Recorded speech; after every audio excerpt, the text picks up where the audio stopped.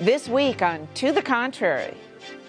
First, police killings of black men. We talk to performer and artist Debbie Allen on sparking an American conversation. Then, two women of color, both Democrats, on their historic race to replace outgoing California Senator Barbara Boxer.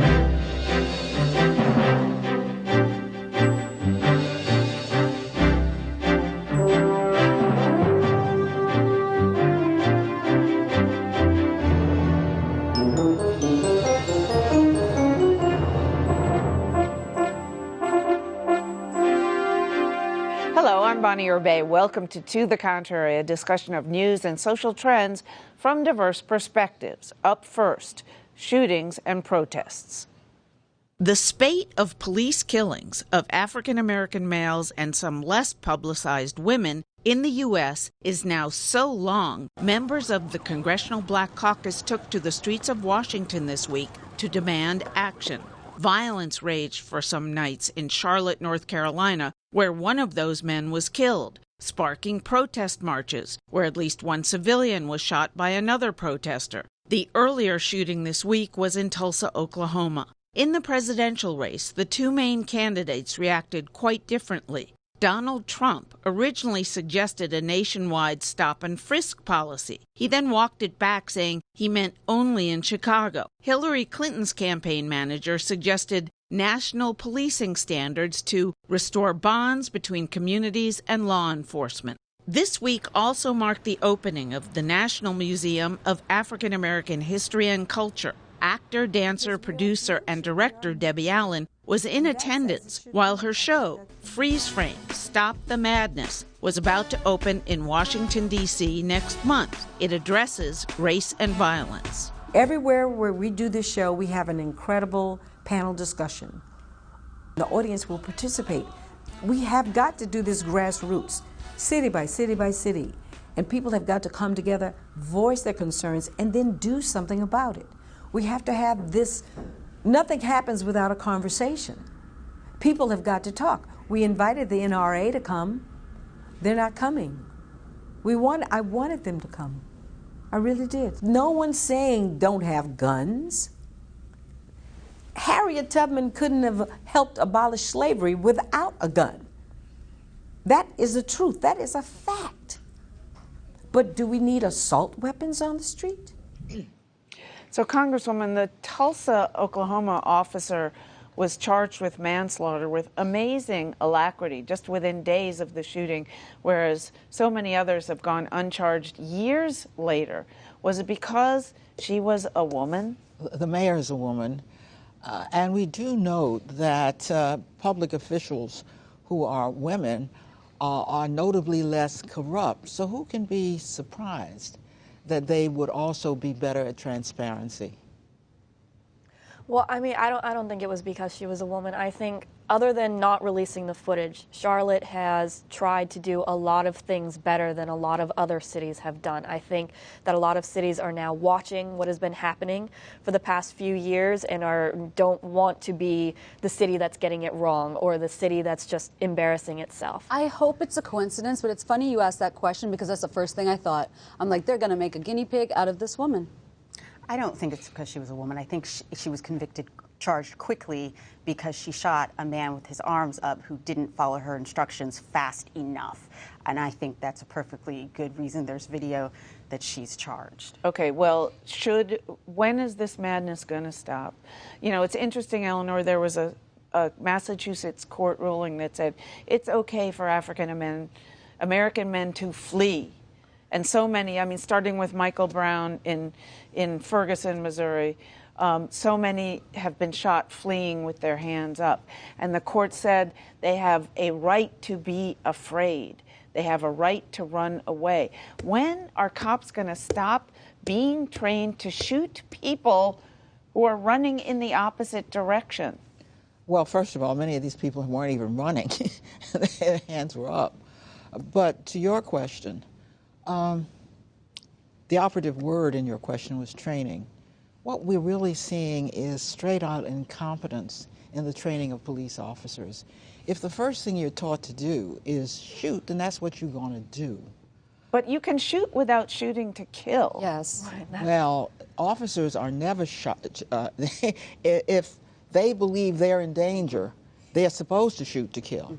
That's what makes shooting and acting impulsively as if you were a civilian so dangerous to the community and to the officers.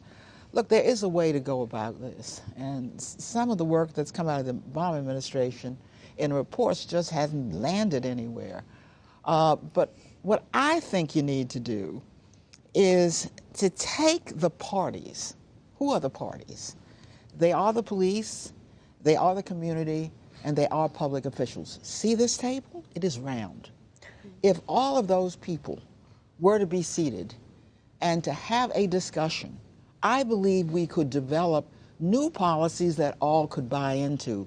But as it is now, the African American community, which needs the protection of the police most, particularly those who live in areas where the shooting occurs, are being put or are at odds with the very police who are there to protect them. Something is wrong that we're not at a table like we are right now. I also think when you say training, I think that's absolutely true. But also the problem is that there was a shooting in an abortion clinic in Colorado of an older white man, and he killed a police officer. And yet those police officers were able to... But he was prosecuted, right? He was, but he at least got prosecution. He got to be innocent yes. and seen, by a jury of his peers. And so police officers are capable of de-escalating dangerous situations. They just don't seem to be able to do it well enough when it involves a black man. So I think you're absolutely right. There needs to be a conversation, and we have to have more people involved in the conversation about training, protocols, because clearly they are sometimes trained to know how to do this. They just don't seem to be able to do it often enough with black men. And I'm going to be really politically incorrect. What a surprise. I agree with everybody at this table, but I think the pattern is very clear. I think and I have a lot of respect for law enforcement, I really do, but I think some policemen whatever you do, they're going to shoot you. Look what happened to Sandra Bland. I mean, it's not just the men that have been killed. Say her name, just like you were saying. So, I mean, it is scary. I have been with my black friends when we've gotten pulled over, and it is so terrifying. And it's not like that when, you get pulled over for speeding or something with your white friends. There is an element of race. And, I read something one time that said that a lot of the men that back in the day would lynch black men have just been replaced now in police uniforms. So, and you can't say anything. Amazing. It seems just amazing to me that this has been going. Michael Brown was 2 years ago. But I think the other good thing that has actually come out of this, I saw Ferguson from overseas, and one thing that I think has happened, the black community has known this has gone on for a very long time. This is not new to us. But the fact that white America is now engaged, and white America is like, wait, someone died for selling loose cigarettes? Yeah. Like, what? Yeah. Like, this, it's sad that this has to happen. But as a country, we only solve problems when we solve them together.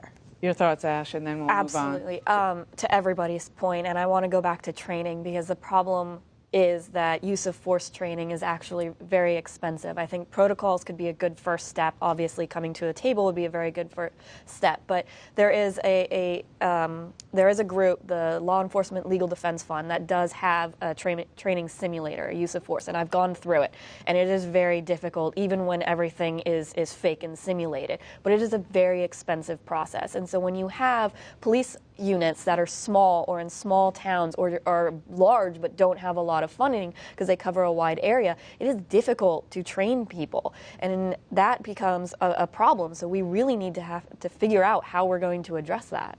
All right, switching to the presidential campaign, who has the better answer? I mean, Donald Trump, is there anything he ever says that he doesn't walk back? I mean, stop and frisk, which is known to be racially charged and biased, for him to suggest it, what planet is he living on? This question? Listen, I think Donald Trump still has a lot to learn. Some basic things, and hopefully he's focusing on doing that between now and Monday and perhaps November. But this one was in his face. He is from New York. Stop and frisk, it was preeminently in New York. Yes. It was a New York judge that threw it out for being discriminatory. Well, he doesn't so how do did his he homework. miss that one? Right. He doesn't do his homework. Well, I mean, why does anybody expect him to do his homework? Right. I'm Major not sure issue he's in New reading York. up on all of this stuff. But, I mean, I'm also not sure that the nationalizing standards that Hillary Clinton suggested would be that helpful. It sounds very good. It She's sounds not very for good. nationalizing standards. She's for putting out standards Yeah. that local jurisdiction can exactly. pick up. She's a constitutional lawyer. She knows you can't put standards on local police departments. But if there's no guidance whatsoever, don't blame it on the police. That's what public officials And are for. another thing I want to ask is, why are the Democrats getting this rap? Why is it sticking that they want to get rid of guns? Because I saw a few months ago, President Obama did a town hall, and he was asked the question by a gun owner, why do you want to destroy the Second Amendment? And he said, neither I nor Hillary want to destroy the Second Amendment. More guns have been sold during his presidency absolutely. than at any other time in American history. So it's not like he's trying to get rid of selling guns to lawful gun owners, which if I were Czarina, I would do that, but I'm not. All the Second Amendment people can be really happy that I'm not and never will be. But he's not for that, and she's not for that, and yet they're getting tagged with that. Why is that happening? They say that, but then they also say, let's look to Australia, which was not just a buyback program, but it was a confiscation problem. I haven't heard that come out of Hillary's You know why mouth. it's stuck? It's stuck because Donald Trump says it, and the media keeps repeating it. What? But it's That's been why for it's years stuck. before. Come on, It's no one in America obscuring- wants That's to. obscuring what the Democrats are really for. If you're on the terror list, you should be able You to shouldn't buy be a able to gun. buy a gun. Why isn't that bipartisan? Because where's the due process Background in checks. that? Oh, so terrorists should get guns? Just a moment. If you're on the terror list, you would get due process before you'd be deprived of your guns. They wouldn't say you're on the terror list and you don't have a gun. We do have due process. Which shooting would that have stopped? Preventative sorry, in the they have future? found. What they about have San found- Bernardino? They have found many They people. weren't on the terrorist list at the time. They have found many people on the terrorist list right now who were able to buy guns. So this is not just an abstract matter. And here's another thing I'm asking you if you're for. Background checks. Why should, for example, if you live in the District of Columbia, why should you be able to go to Virginia and buy a gun out of the trunk of a car with no background check whatsoever? That's why we are inundated with guns, even though we have the toughest gun laws in the country. So, I mean, there are two things, it seems to me, that ought to be bipartisan, but they're not, because your party is afraid of the NRA. But also, why does a grown woman, have to wait 72 hours to think about her abortion and do whatnot? It's harder to get an abortion than it is to buy a gun and go shoot people. No, it's not. Here's the thing. No, I it's think, not. I think part of the problem is that You they have get tagged with 7-day this. waiting periods, things like that. Actually, It's no, just- you can go No, to let gun her shows. finish. No, but I think part of the reason is that there's a laziness. There's a philosophical laziness on both sides that Republicans become. It's all like no background checks, no nothing. Don't mess with my Second Amendment. And then Democrats are labeled with, well, you're going to take all of my guns and you're going to take this. And why can't you? Well, when the Constitution was made, there were muskets. Why don't you just have a musket? And so I think we really have to have a real conversation about what is reasonable. I'm from the state of Virginia. I grew up when Doug Wilder just wanted to limit one gun a month, and people went two crazy, handguns a month. crazy in Virginia. So, I mean, I think you also have to respect states. You have to respect states' rights, and different states have different rules.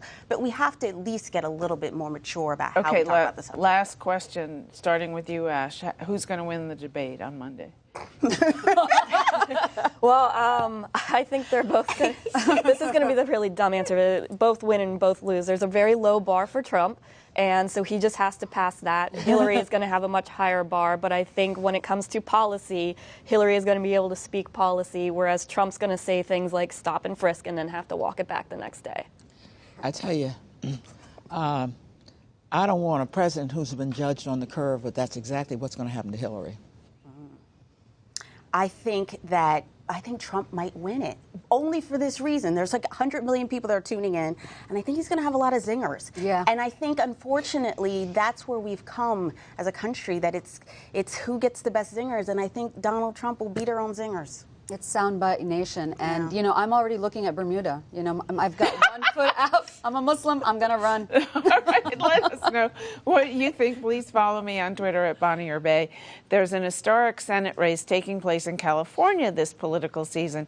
Not only are two Democrats competing against each other, that due to California's open primary system, but they're both women of color, a political first. Behind the headlines, we introduce you to California's Attorney General Kamala Harris and Loretta Sanchez, a congresswoman from Orange County.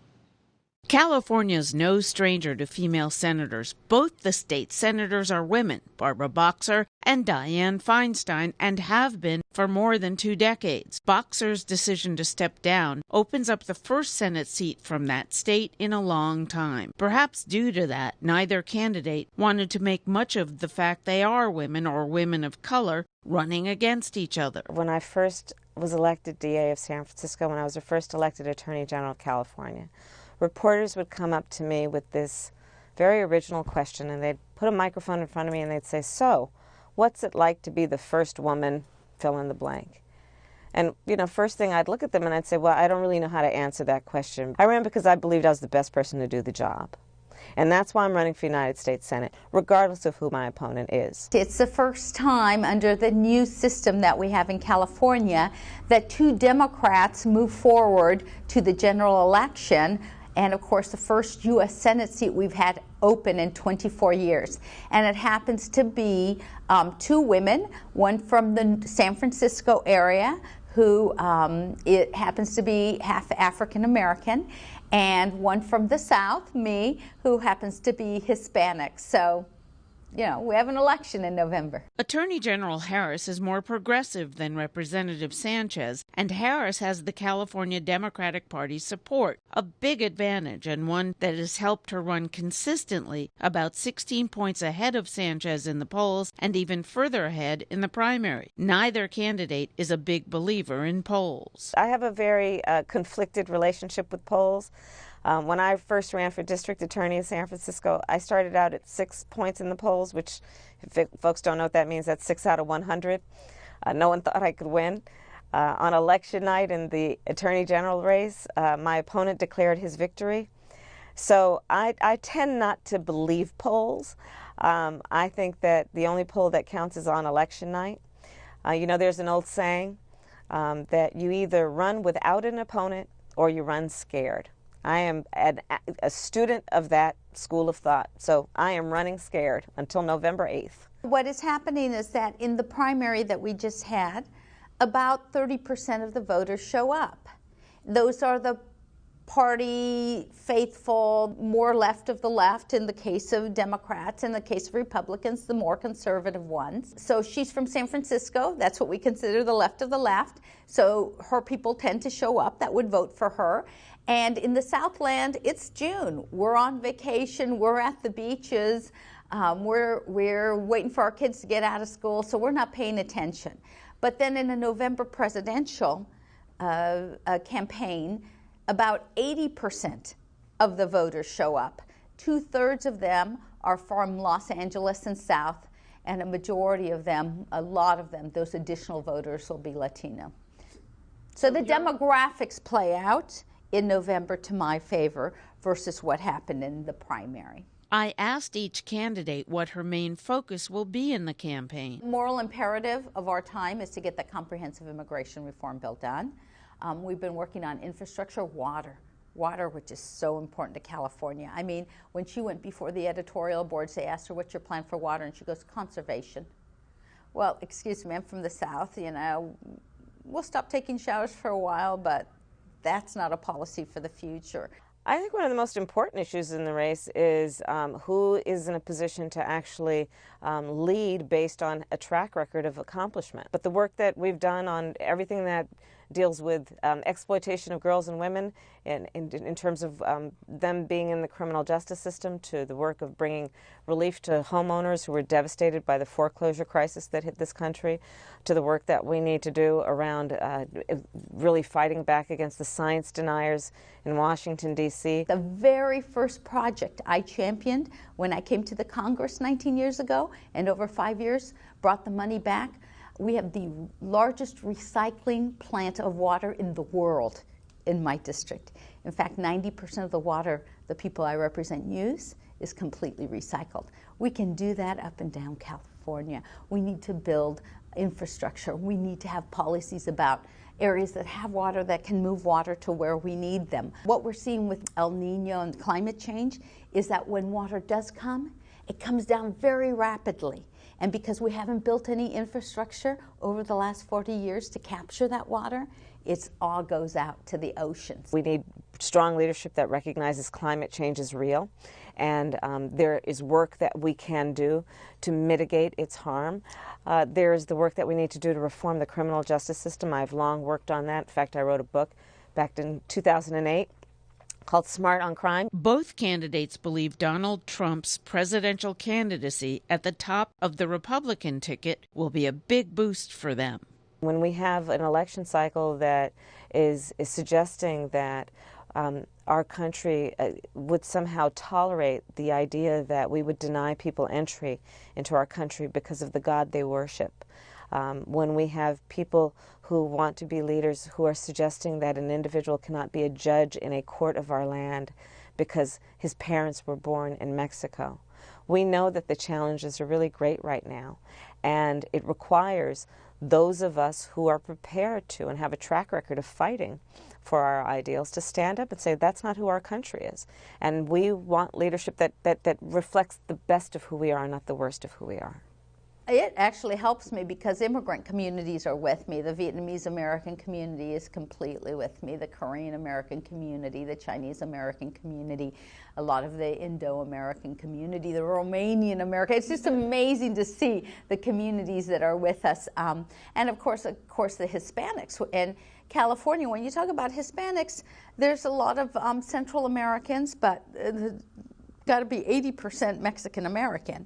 And after the comments that Trump made against Mexicans and Hispanics, I think that you're going to see a big swell of people come to vote against him and hopefully vote Loretta Sanchez for Senate. So the demographics are such that 33% of California voters are Hispanic and 13% are African American. There's this north-south split going on that sounds to me like we're going back to the Civil War almost. The two parts of the state are so different and divided. And yet Kamala Harris has the San Francisco, statewide, but based in San Francisco, California Democratic Party machine behind her. Who's going to win? I couldn't predict that.